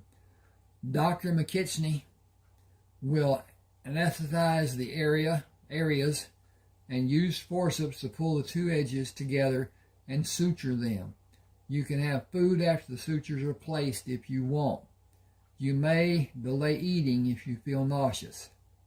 I do not think I will feel anything except relief that I will be able to move my head. That may not be possible. Dr. McKechnie will decide if that will be allowed. You have not shown any progress. What progress should I have shown? I am completely immobile. Your speech is the same. You have not asked questions about anything. You have not asked for anything. I am a soldier. I have been for the greater part of my life. Soldiers wait for orders. We never ask questions. I am anticipating getting out of this bed. When is the only question I have. Dr. McKechnie may not allow it today. If he does or if he does not, I will comply. Finish the rest of the eggs. I had all I want, thank you.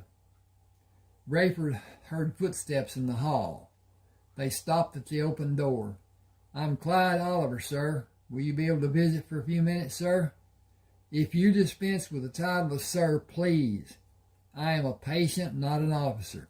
No, sir, can't do that, sir. Come in and pull up a chair. I can do nothing more than what you have seen me do, but I am cognizant of my surroundings. I am fluent in English language, and I can still have a fairly decent conversation. From your eloquent rejection of my request, I will hazard a guess that you are one of the men attached to the detail of men guarding my wagon and my possessions. I heard Nurse Stanfield leave the room. Will you obey an order? I must, sir. Come around the bed on my right side. I am only able to look up, but I can hear your footsteps. Are you about 5'9"? Do you weigh about 185? You have not seen me. How can you know those things, sir? I heard you walking in the hall. Your strides indicate your height, and the heaviness of your footsteps is an indication of your weight. You are from either Alabama or Mississippi, and I would guess you have black hair with a thickening of gray. Can you see how the restraints on my wrist is tied? The restraint, not the restraint. Yes, sir. I will not order you to untie the restraints. I will ask you to do it in the one on my left wrist. Neither of them are necessary. Clyde loosened the restraint and finished freeing Rayford's right wrist, then moved around the bed and loosened the restraints from his left wrist. Rayford held his hands up to see them. I have wondered about the extent of my lack of ability to identify an object closer than the ceiling. I can see my hand perfectly. My near vision is obscure as I cannot distinguish the ceiling. My far vision is not affected because I can clearly see my arms and hands. I have not been restricted in movement for reasons that elude... Back up. I have been restricted in movement for reasons that elude me. I believe it is for the convenience of the nurses. I have no intention of doing anything to my head or the bandage on my head. They have an unwarranted fear that I might. Do you have a revolver with you? Yes, sir. Is it a 5-shot Colt? It is, sir. May I have it? Where do you want it, sir? Under the lowest pillow on my right side with the butt away from my head. I will not be treated like a criminal after the sutures are sewn in my scalp this afternoon. If I feel the need, I will leave this hospital and go to the wagon. The concern I have is that I may not be able to walk normally due to the possible problems with balance. We are supposed to report any wish you have to General Grant. I do not believe that will be necessary. The threat to do it might be needed. How far are we from the camp? Less than 15 minutes by horseback, sir. We could have dinner with General Grant if you will join me. I don't think a sergeant qualifies to have dinner with the general. Not like a captain does. It is lieutenant, sergeant. I am a lieutenant. You are a captain, sir. When did I become a captain? I only know the orders we have are to serve and protect Captain Rayford Coleman and your possessions, sir. Will you please place the restraints on my wrists? Do you want them tied loose or tight? I am truly ambivalent about that because I do not want them. I suppose loose will be sufficient. I can hide the excess under my arms. I suppose being controlled. I despise being controlled, even if it was thought to be needed, which it was not. I feel I will do better if I sit with my legs over the edge of the bed and move my head. Above all else, I want this captive existence to end. Hang with me just a second. I got to check again. And so, yes, we're doing well. I don't know what that might be like, but I don't think it would sit well with me either, sir. Have you considered what you will do after your retirement? It is going to be so different than Army life, but I have not seen combat. I don't have that hanging over my head. I think getting new clothes will make the difference we need to look like we are civilians. I have been told we have an air about us that shouts of us being military. We will always identify with the military, but pushing cattle will change that for me. Living my life on a farm will do that even more. Being self-sufficient instead of dependent as I have been will be more satisfying. To some degree, we have been held captive all the years we have been in the Army. Quiet now, Nurse Stanfield is coming. How do you know that? I hear her footsteps. I don't, and how do you know it's her? It could be the doctor or someone else. The doctor has a lighter sound to his footsteps than Nurse Stanfield, and he is talking to another nurse about releasing a patient. The patient's lungs must be clear or they will keep him another day. Nurse Stanfield hurried into the room. I will have the orderlies turn the bed around for more light. They are bringing the items needed to suture your head. This might not be what a visitor should be witness to being done. I have plenty of experiences sewing up men. It won't bother me. It is my duty to report to General Grant about what was done and how it affected Captain Coleman. General Grant will want to know when Captain Coleman will be able to report to him. Nurse Stanfield held her head down as she tightened the restraints on Rayford's left wrist. She stepped back when the orderlies pushed the cabinet on wheels into the room and turned the bed around to have light from the doorway. She tightened the restraints on Rayford's right wrist.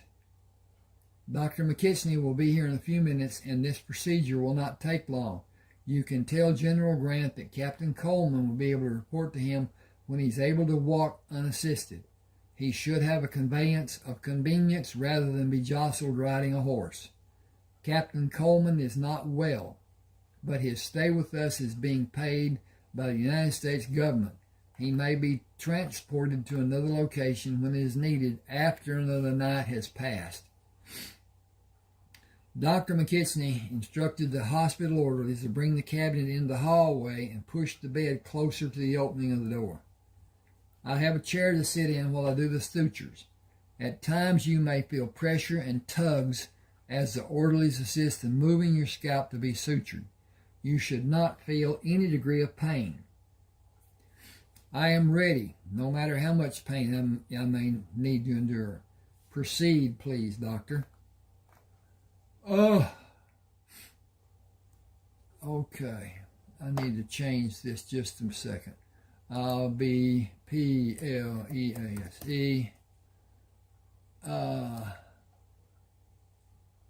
Okay. That's more better-ish. And then click this button, and click this button, and click this button, and click this button, and be done. I saved it. My eyesight is not what it should be. I'm getting a little double vision here. I don't know why, but at any rate, maybe that my blood sugar has gone down. I need some sugar to replace. Bye-bye. I'll take care of that in a few minutes. At any rate, he watched. Okay. Bye. Rayford felt pressure as the orderly pushed the forceps against the pieces of cloth covering both sides of the wound and pulled the handles to close the gap between the skin edges. He did not feel the sutures Dr. McKitchney pushed, pulled, tied, and had the second orderly snip. He looked up at the orderly holding the forceps. Slowly take away the pressure you are exerting. Watch to see if the edges come apart. If that happens, pull the edges back together. He watched as the orderly slowly continued. Just like you're doing, continue slowly. The sutures are holding. You can release the forceps. That is a masterful job. Well done, everybody, especially you, Captain Coleman. I will apply ointment and a bandage. You are free to do as you like when that is done. Do be careful and do not be blindly optimistic. You may have sensory perception disorientation. Do you mean I may have double vision and vertigo and other maladies? In a nutshell, yes. But I have the freedom to move my head within reason. Whoa. Okay, if I can mind the cursor here, this should have a question mark there that is not there, but is now there. Okay. I will caution you to be patient. I'm sure you will not.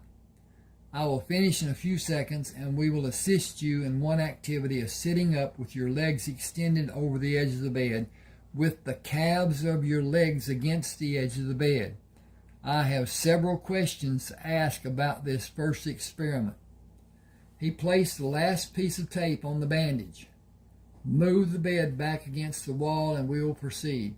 Captain, please allow the orderly's freedom to bring you to a position that you can move your legs over the edge of the bed and sit up.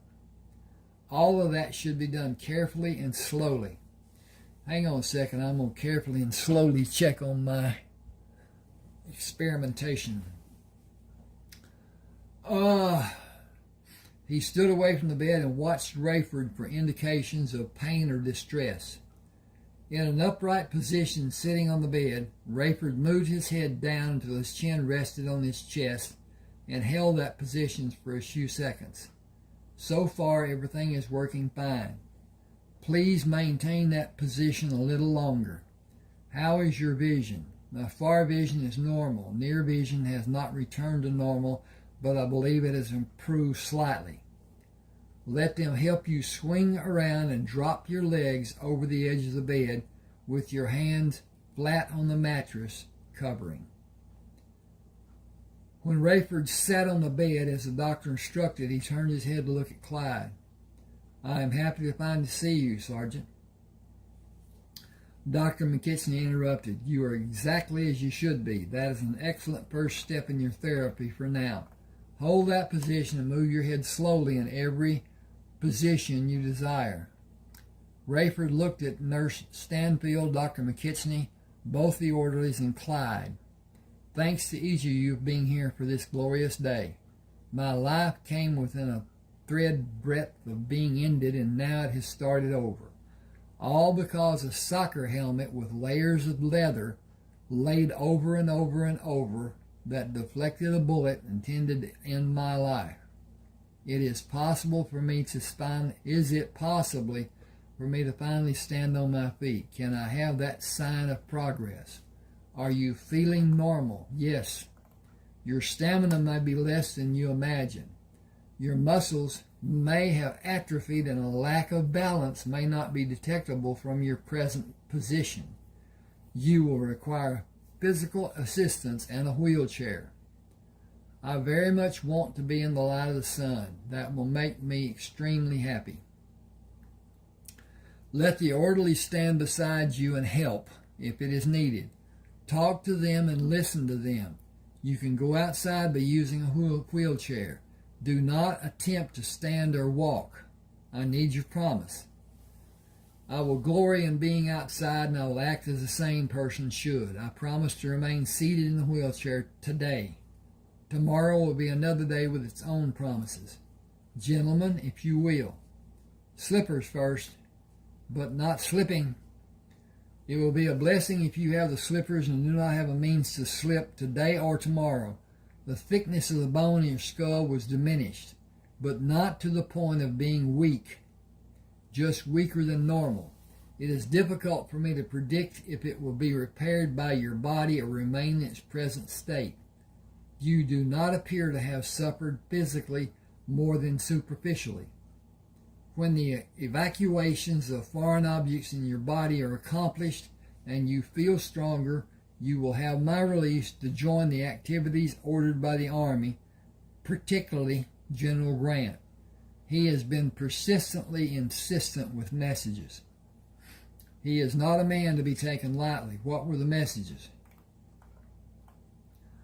He is concerned that you are not being properly guarded and so many other concerns, but no demands.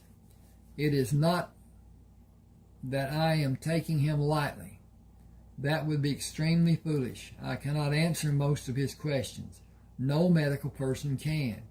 You have special needs, and a book with instructions telling how your case should be properly administered does not exist in my world. I can do nothing more than tell him you will be here another week or longer. Rayford slipped over the edge of the bed and stood solidly on the floor. It must be the magic slippers. I am up and perfectly balanced. Can I get a ride into the great outdoors? Sergeant Oliver left with the hospital orderlies. I'll bring the wheelchair, sir. I can do nothing more than wait for you, Sergeant. I am ordered to refrain from strenuous efforts of questionable nature or duration. Dr. McKitchney pushed the bed against the wall and pulled it back. You could open the window to experience the greater outdoors. That act would break one of my cardinal rules. I never stand in front of an open window. Why do you have that rule? Sergeant Oliver's bringing the wheelchair. I know, I heard you tell him to bring it. He is nearing the door with the wheelchair. You have no way to know what that because you have been looking at me. You could not see a shadow or a reflection of light. I heard the wheel noises. I hear them as he is approaching the door. Sergeant Oliver turned to bring the wheelchair through the doorway. Here is your new ride, sir. It is remarkable that you're able to hear the sounds made by the wheels of the chair, Captain. Your hearing is exceptional. Can I get a deck of playing cards? I will try to find one for you. Do you want the deck today or tomorrow? When it is possible. I will send an orderly. General Grant will question the purchase. He will understand. He has been such a stickler about every change. I wonder about his understanding. I seriously doubt that he had an interest, probably an aid attempting to seem relevant. Then my concern is not needed. General Grant deals with major problems. He must make decisions without pertinent information to guide him through the process. I doubt that he sent even one message concerning my physical being or welfare. Would an aide sign General Grant's name? It would be a major offense if it was done. Every message has his signature on it. He wants you to be in complete control of your facilities when you return to duty. Excuse me.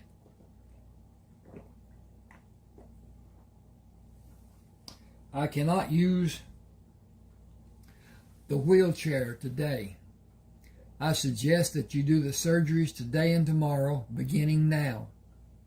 I have everything needed except the orderlies.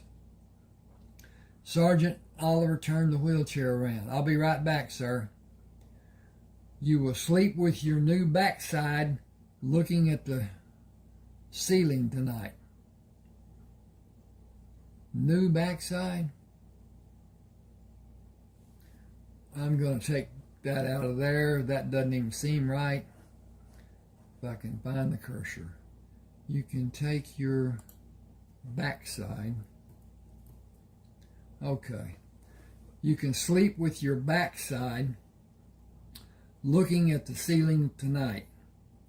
Do you need help lying face down on the bed? I believe I can manage. You will feel everything I do to you under your skin. It cannot be helped. It will help in the future. Okay. It will help in the future. That is the promise I will concentrate on while you are working on me. Fast actions will suit me best. I will make the incisions as small as possible. It will break the skin. It will be painful each time. Extracting the object and suturing the incisions will be prolonged pain. Tell me when you are ready. Tell me when you are each time you're ready to do it. I will be ready. This should require 4 incisions today and 3 tomorrow. Will you do 7 today? I will sleep on my side if that is done. You will not be able to sleep on your left side if I do the 7 needed surgeries. I can do these 4 with you as you are and do the 3 with you on your right side. Do you want something to bite? I will get through if you will tell me what you're about to do. Prepare yourself. I am beginning the first of the 4 incisions. They should not produce a great amount of bleeding. Rayford did not move and remained silent while the cutting, probing, medicating, and the scissor snips of the final sutures.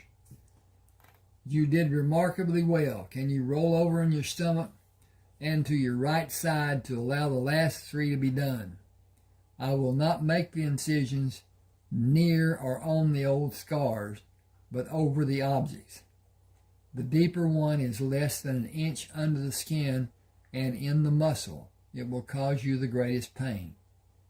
Rayford moved to be on his right side. Sergeant, I need to have a message taken to General Grant, telling him I will come to his tent early tomorrow morning. Dr. McKechnie nervously waves his hand. I cannot condone your traveling for 3 days. I am sutured and bandaged. We are waging war, Doctor. I am needed. I would go now if I could be there before evening comes. General Grant will leave this area the day after tomorrow for a campaign in the South. You will not be released to go with him. That leaves as my only prerogative to see him before he leaves. Okay, this is coming up on chapter 3. I'm going to end here and ask that you please subscribe, hit the like button, share if you will to people who like to read, and there's a fourth. Whatever. At any rate, if you want a book, send me an email at that address telling me what you want and we'll get together.